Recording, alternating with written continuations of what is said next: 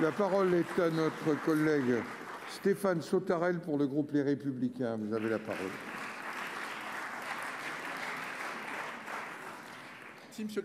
Merci, Monsieur le Président. Monsieur le Ministre, mes chers collègues. Pas une assemblée générale d'associations des maires de France. Vous avez participé à celle des maires du Cantal, Monsieur le Ministre, il y a peu.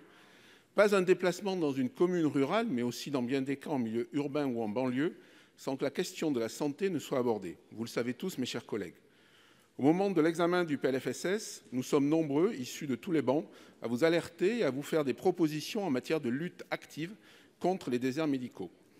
La loi relative à l'organisation et à la transformation du système de santé de 2019 a notamment prévu, à la demande du Sénat, que pour les étudiants en dernière année de troisième cycle, celle-ci soit une année de pratique ambulatoire en autonomie, en priorité dans les zones caractérisées par une offre de soins insuffisante. Le gouvernement n'a pas mis en œuvre cette disposition alors qu'il s'y était engagé. Pourquoi? Depuis, le nombre de nos concitoyens qui n'ont plus accès aux soins ne cesse de croître. Il serait désormais, selon l'adresse, plus de 4 millions et sans doute bien davantage. La Cour des comptes le préconise, les maires le réclament, les familles l'exigent, les patients en ont besoin, notre responsabilité politique l'appelle. Nous devons aller au-delà des mesures incitatives qui ont leur sens, mais ne suffisent pas, ne suffisent plus. Dans l'attente des effets du desserrement du numerus clausus, qu'il faut amplifier, nous devons agir. L'égal accès de tous aux soins ne saurait attendre, alors que chacun cotise, contribue à une couverture de santé dont trop sont exclus, en particulier en milieu rural. Désormais, même les professionnels de santé réclament des mesures plus fortes, conventionnement sélectif, stage post-doctorat, zone franche médicale, etc. Alors, que comptez-vous faire, Monsieur le Ministre, pour répondre aux attentes légitimes de nos concitoyens? Je vous remercie. Pour vous répondre, la parole est au ministre des Solidarités et de la Santé. Monsieur le ministre. Monsieur le sénateur Sautarel, vous avez raison de souligner que dans un certain nombre de territoires, les déserts médicaux progressent. Et vous avez d'ailleurs dit en attendant que les effets de la suppression du numerus clausus se fassent sentir. Ma première réponse, c'est de dire que si le numerus clausus avait été supprimé il y a 10 ans, factuellement aujourd'hui, il y aurait 10 à 15 000 médecins de plus sur les territoires et on ne parlerait pas des déserts médicaux. Hélas, le numerus clausus n'a pas été supprimé il y a 10 ans, ni il y a 15 ans, ni il y a 20 ans. Non, mais attendez, quand on coupe un robinet, on ne peut pas regarder le lavabo en disant il n'y a pas d'eau qui tombe. C'est exactement ce qui s'est passé avec la médecine.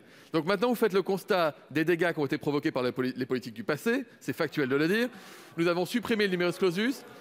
Et par ailleurs, nous développons les communautés professionnelles des territoires de santé. Nombre de sénateurs que j'ai vus dans les territoires sont satisfaits de ces CPTS pour améliorer l'accès coordonné.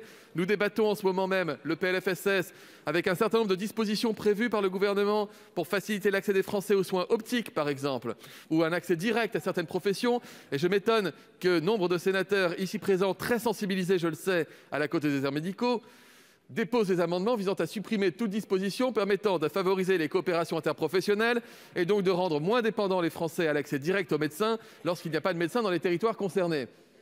Vous avez l'occasion là d'envoyer un autre signal à la population que celui qui consiste à rester dans une forme de conservatisme qui ne facilite pas l'accès aux soins.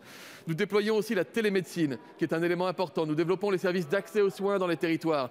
Ça aussi, c'est un élément qui est important, monsieur le sénateur. Donc, nous progressons, nous mettons en place toutes les solutions partout où elles peuvent exister. Ensuite, vous allez dire que c'est une pirouette, mais souvent les gens sont d'accord.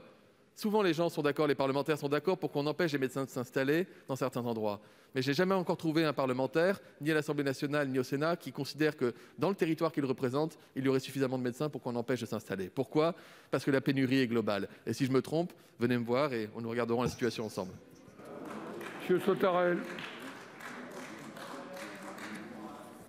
Monsieur le ministre, la pénurie est peut-être globale, mais la responsabilité d'aujourd'hui est d'agir. Une loi a été adoptée en 2019, elle n'est pas appliquée. D'autres mesures peuvent intervenir, faute de quoi il y aura un réel problème d'accès aux soins à nos concitoyens. Et la responsabilité, c'est le gouvernement d'aujourd'hui qui la portera.